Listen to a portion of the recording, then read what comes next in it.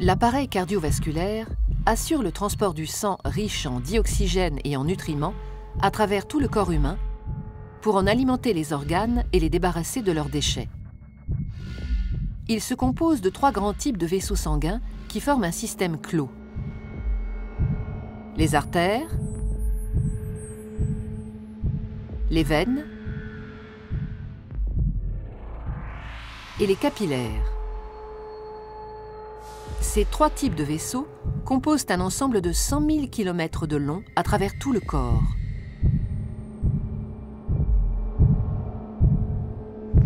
Une artère transporte le sang du cœur vers les organes. Les veines, à l'inverse, le transportent des organes vers le cœur. L'artère est donc un vaisseau partant du cœur. La veine, un vaisseau arrivant au cœur.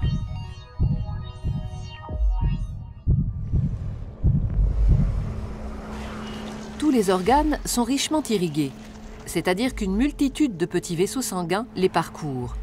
Ce sont les capillaires.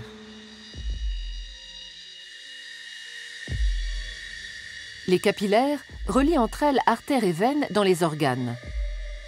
C'est donc au niveau de ces vaisseaux très fins que les échanges se font entre le sang qui apporte nutriments et dioxygène et les organes qui se débarrassent du dioxyde de carbone et des autres déchets. Plus un organe est actif, plus l'apport de sang et les échanges sont importants. Les échanges ne sont possibles que parce que le sang circule en permanence dans les vaisseaux en sens unique. Il est mis en mouvement par le cœur qui fonctionne comme une pompe. Ce moteur de la circulation sanguine est un muscle creux et cloisonné.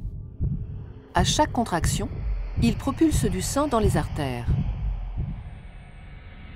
Le cœur possède 4 cavités avec un côté droit et un côté gauche, composés chacun d'une oreillette et d'un ventricule. Le côté droit reçoit le sang pauvre en dioxygène.